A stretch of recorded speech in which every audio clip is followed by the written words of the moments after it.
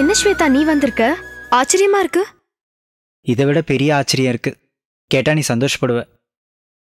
ராகுல் ஸ்வேதா 2 பேரும் கல்யாணம் பண்ணிக்கிட்டாங்க.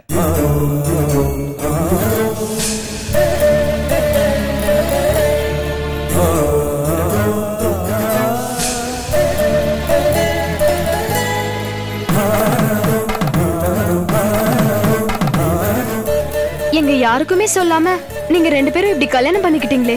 திருட்டு கல்யாணம்னாலே யாருக்கும் சொல்லாம பண்ணிக்கிறது தானே. ஆமா ஸ்ருதி, சிச்சுவேஷன் அப்படி இருந்தது. நான் ராகுல லவ் பண்றேன்னு தெரிஞ்ச உடனே எங்க அப்பா எம்எல்ஏ பையன் சூர்யாவை பேசி முடிச்சிட்டாரு.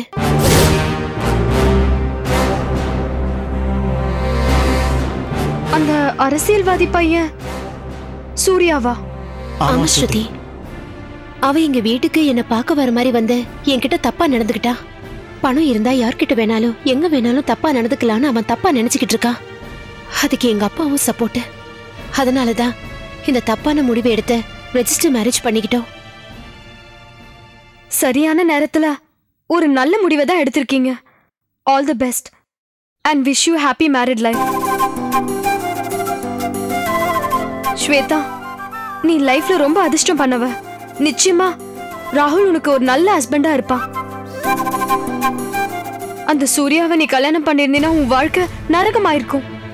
நான் இன்னைக்கு ஜெயில இருக்கேன்னா அதுக்கு காரணம் உங்க அப்பா உனக்கு முடிவு பண்ண அந்த சூர்யா தான். ஸ்ருதி, நீ சொல்றது எனக்கு புரியல. எந்த கொலை கேஸுக்காக நான் ஜெயிலுக்கு வந்திருக்கேனோ அந்த கொலைய பண்ணதே சூர்யா தான்.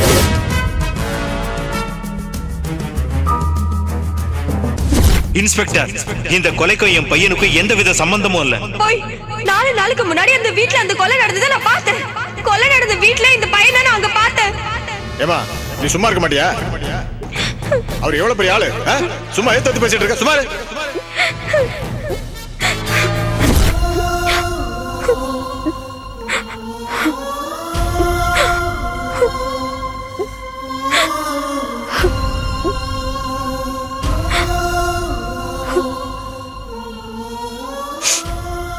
அங்கதான் எனக்கு இந்த பிரச்சனையே ஆரம்பிச்சது. என் மேல என்னைக்கு இந்த கொலை பழி விழுந்துச்சோ அன்னைக்கே சூர்யா தான் அந்த பொண்ணை கொலை பண்ணிருக்கான்னு எனக்கு கன்ஃபார்மா புரிஞ்சிடுச்சு. அவனை காப்பாத்துறதுக்காகவும் அவன் குடுக்கிற பிச்சை காசுக்காகவும் தான் அந்த இன்ஸ்பெக்டர் என் மேல இவ்ளோ பெரிய கொலை பழிய போட்டுட்டான். அப்படின்னா நாம கிரிமினல் கிட்ட நெருங்கிட்டோம். எப்படியும் அவன் ஸ்வேதா அப்பா கூட தொடர்புல தான் இருப்பான். அவனை ஃபாலோ பண்ணி சரியான ஆதாரத்தோட அவனை சட்டத்துக்கு முன்னாடி ஒப்படைக்கணும். இனிமே அந்த வேலையை நானும் கிரிஷும் பாத்துக்கிறோம். என்ன பாத்துக்கிறது இருக்கட்டும். ஸ்வேதா இப்ப உன்னை நம்பி வந்திருக்கா. அவளை காப்பாத்துற வழியை மட்டும் பாரு. எனக்காக நீங்க எந்த ரிஸ்க்லயும் மாட்ட வேண்டாம். அதுக்காக தப்பு செய்யாத உன்னை அப்படியே விட்டுற சொல்றியா? நான் ஜெயிலுக்கு வந்துட்டேன். ஏற்கனவே அவங்க ராகுல் அட்டாக் பண்ணிருக்காங்க. ஆமா, இப்ப ராகுலும் ஸ்வேதாவும் எங்க தங்கி இருக்காங்க? அவங்க 2 பேரும் நம்ம வீட்டுல தான் தங்கி இருக்காங்க. அப்படின்னா சரி, கொஞ்ச நாளைக்கு இவங்க நம்ம வீட்லயே இருக்கட்டும். ஆனா இவங்க வீட்டுல இருக்கிற விஷயம் வேற யாருக்குமே தெரிய வேண்டாம். ராகுல், உங்க 2 பேருக்கும் கல்யாணம் ஆயிடுச்சுல, நீங்க மும்பைக்கு கிளம்ப வேண்டியது தானே? இல்ல ஸ்ருதி, உன்னை வெளியில கொண்டு வராம நாங்க எங்கேயும் போக மாட்டோம். ஸ்ருதி, உன்னை வெளியில கொண்டு வர்றதுதான் எங்களோட முதல் வேலை.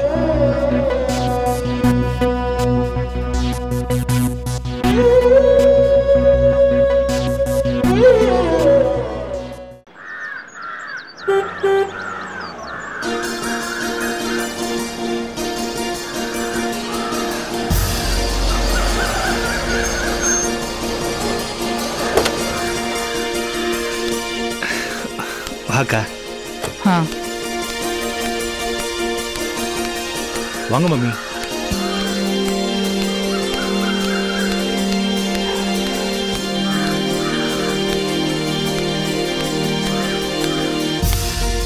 ஹோட்டல் நிர்வாகம் எப்படி நடந்துட்டு இருக்கு சண்முகம்? ஒழுங்கா நடந்துட்டு இருக்கா இல்ல போன தடவை மாதிரியே? இல்லக்கா, அதெல்லாம் பெர்ஃபெக்ட்டா நடந்துட்டு இருக்கு. சொல்றியே தவிர உன் முகத்துல ஒரு கான்ஃபிடன்ஸ் இல்லையே. என்ன மைத்திலி முகமும் வாடி இருக்கு? என்ன விஷயம்? ஆமா, எங்க ஸ்வேதாவை காணோம்? நான் வர்றது தெரிஞ்சிருந்தா ஓடி வந்து நின்னு இருப்பாளே, எங்க சத்தத்தையே காணோம்? என்ன சண்முகம், ஏன் பேசாம இருக்க? மைத்திலி, ஸ்வேதா எங்க? மாம், ஸ்வேதாவுக்கு கல்யாணம் ஆயிடுச்சு. என்ன சண்முகம், 2 பேரும் வாயை மூடிட்டு இருக்கீங்க, என்னாச்சுன்னு சொல்லுங்க. ஆமாக்கா, வைபவ் சொல்றதெல்லாம் உண்மைதான்.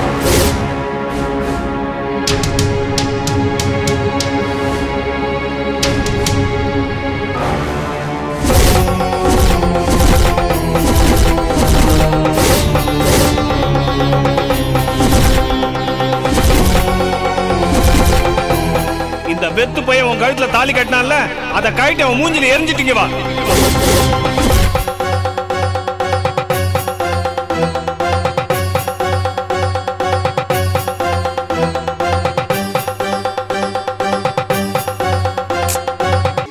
என்ன இவ இப்படி பண்ணிட்டா?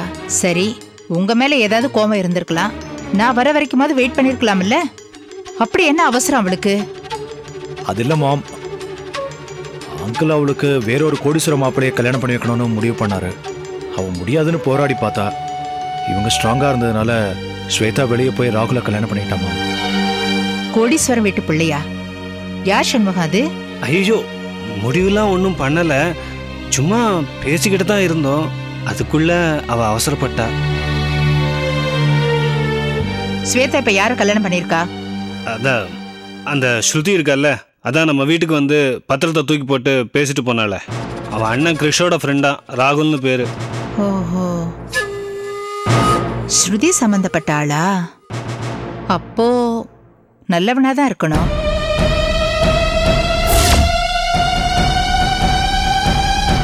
ரெண்டு பேரும் ஒருத்தருக்கு ஒருத்தர் மனசுக்கு பிடிச்சு போய் தானே கல்யாணம் பண்ணிருக்காங்க. விடுங்க. ஸ்வேதா நல்ல புத்திசாலியான பொண்ணு. அவ வாழ்க்கைய நல்லபடியா அமைச்சுக்கிறதுக்கு அவளுக்கு தெரியும்.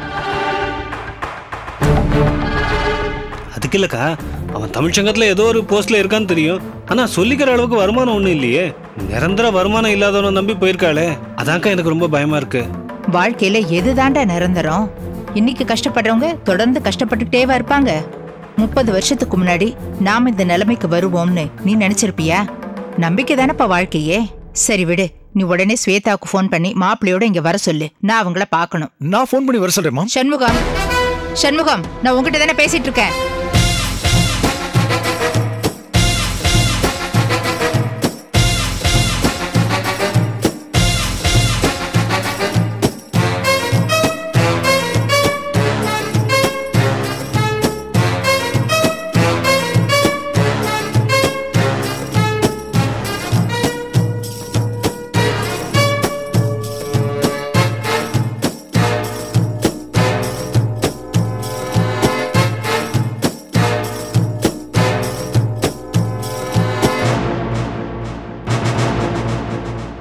சண்முகம், நான் உங்ககிட்ட தான் சொல்லிட்டு இருக்கேன். ஸ்வேதாக்கு போனை போடு. இல்லக்கா, நான் அவகிட்ட பேச மாட்டேன். ஏன்? அவ என்ன உனக்கு பரம எதிரியா? இல்லக்கா, நான் அவ மேல ரொம்ப நம்பிக்கை வச்சிருந்தேன். அந்த நம்பிக்கையெல்லாம் பொய்யாக்கிட்டு போயிட்டாள் அவ. செத்தா கூட அவ இங்க வரக்கூடாது. டேய், வாய மூடுறா.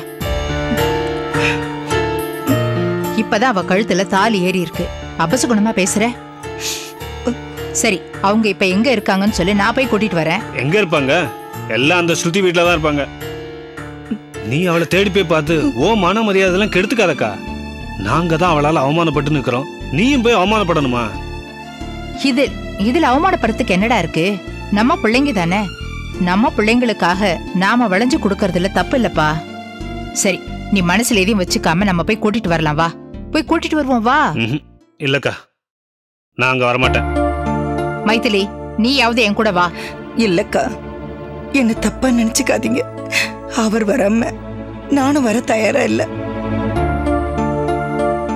இதத்தான் உன் பொண்ணு பண்ணியிருக்கா. நீங்க அவளை மட்டும் வீட்டுக்கு வான்னு சொன்னீங்க. அவ வேணான்னு கட்டினவங்க கூட வெளியில போயிட்டா. சரி, நீங்க யாரும் வர வேணாம். நானே போய் ஸ்வேதாவை சமாதானப்படுத்தி கூட்டிட்டு வரேன். மம்மி நானும் கூட வரேன் மம்மி. அதான் யாரும் வர வேண்டாம்னு சொல்லிட்டேன்ல.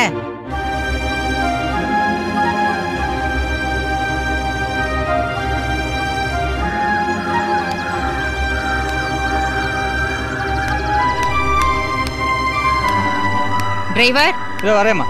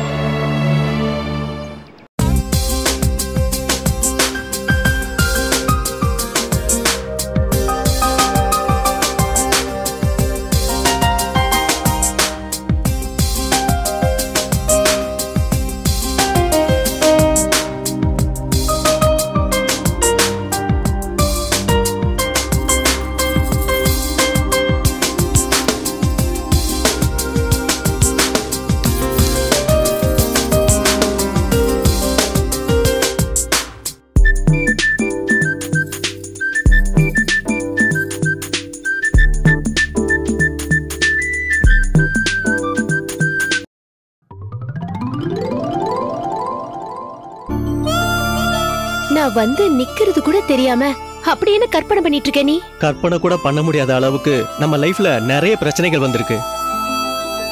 நம்ம கல்யாணம் இவ்வளவு சீக்கிரம் நடக்கும்னு நான் நினைக்கவே இல்லை. ஏ அதுல என்ன உனக்கு வருத்தமா? சேச்சே அப்படியெல்லாம் ஒண்ணும் இல்லை. அம்மா அப்பா ஆசீர்வாதத்தோட கல்யாணம் நடக்கணும்னு ஆசைப்பட்டேன். நாம இன்னும் கொஞ்சம் வெயிட் பண்ணிருக்கலாமோன்னு தோணுது. வெயிட் பண்ணிருந்தா எனக்கும் அந்த எம்எல்ஏ பையன் சூர்யாவுக்கும் எங்க அப்பா கல்யாணம் பண்ணி வச்சிருப்பாரு.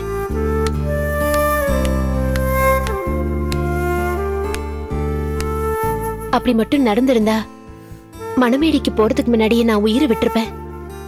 எங்க அப்பாவுக்கு வேணா அந்த சூர்யாவோட சொத்து பெருசா தெரிஞ்சிருக்கலாம். ஆனா எனக்கு நீதான் வேணும்னு எப்பவும் முடிவு பண்ணிட்டேன். நான் சொத்துக்கு ஆசைப்பட்டிருந்தா மஞ்சுளாண்டி கிட்ட சொல்லி வைபவியை கல்யாணம் பண்ணிக்க ட்ரை பண்ணிருப்பேன். லைஃப்ல உண்மையான சந்தோஷம் பணத்துல இல்ல ராகுல். நாம விரும்பின வாழ்க்கையை அடையறதுல தான் இருக்கு. அந்த வகையில நான் ஒரு அதிர்ஷ்டசாலிதான். கண்டிப்பா. சரி சரி உன் கற்பனையெல்லாம் தூக்கி வச்சுட்டு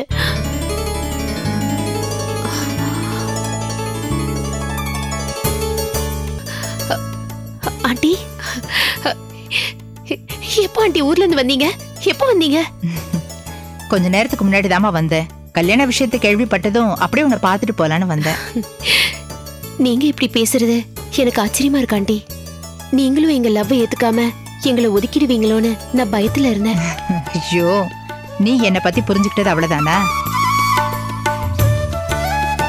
இந்த தம்பிதான் ராகுல? ஆமாண்டி அவர்தான் ராகுல். என்ன மாப்பிள்ள ஏன் மருமகதான் என்ன உள்ள கூப்பிட மாட்டேங்கிறா? வாசல நிக்க வச்சு பேசிட்டு இருக்கா. நீங்களாவது என்ன வாங்கன்னு உள்ள கூப்பிடலாம்ல? ஓ சாரி ஆண்டி. வாங்க ப்ளீஸ் கம் இன். வாங்க ஆண்டி.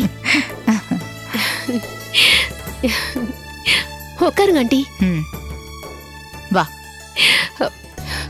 சாரி ஆண்டி, உங்களை பார்த்ததே பெரிய சர்ப்ரைஸா இருந்ததா? அதான் உள்ள கூப்பிடவே எனக்கு தோணல. இட்ஸ் ஓகே பரவாயில்ல ஸ்வேதா. ஆண்டி முதல்ல எங்களை ஆசீர்வாதம் பண்ணுங்க. ஐயோ உட்கார் உட்காரு உட்கார் உட்கார் உட்காரு. என்னோட ஆசீர்வாதம் எப்பவும் உங்களுக்கு உண்டு.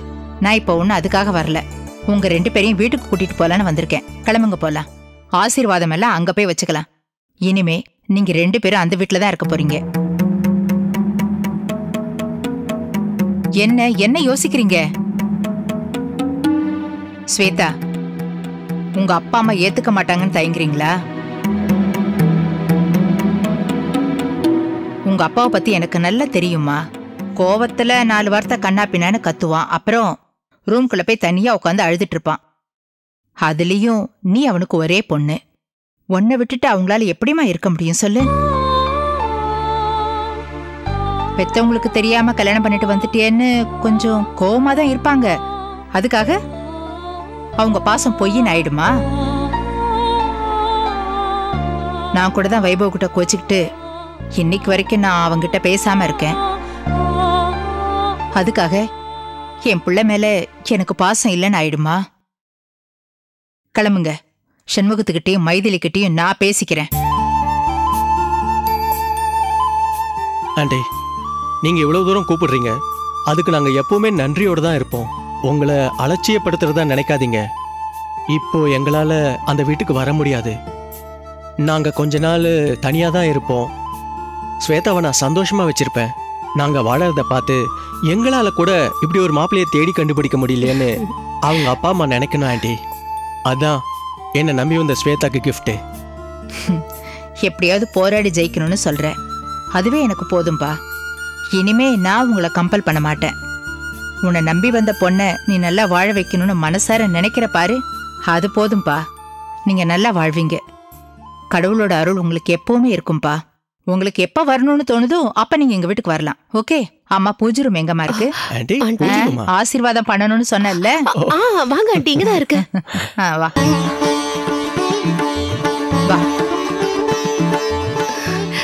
வாங்க ஆண்டி.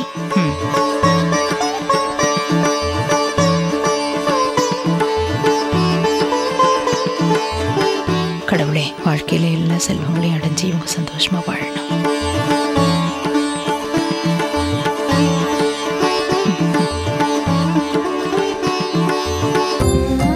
நல்லா இருங்க.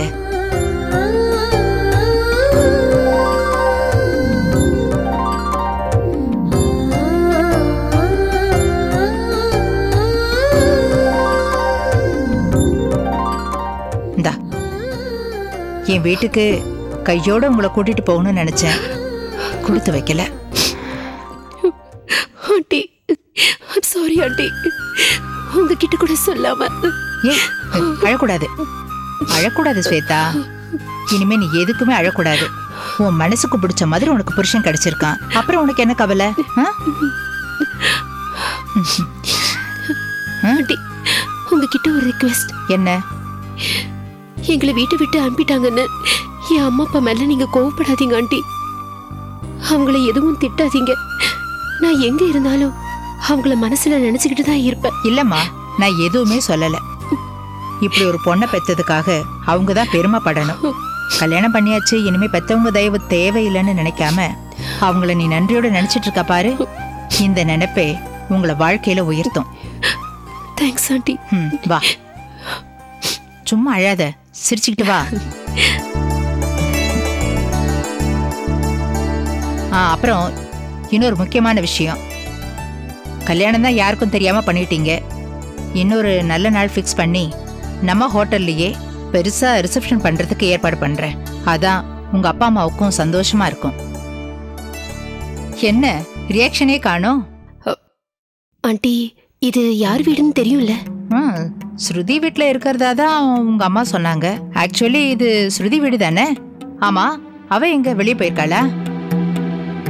இல்ல ஆண்டி, ஸ்ருதி இப்போ ஒரு பெரிய பிரச்சனையில மாட்டிருக்கா.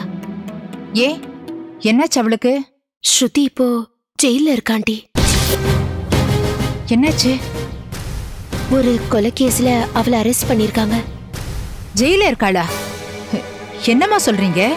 எந்த ஜெயில? நான் அவளை இப்ப உடனே பாக்கணுமே.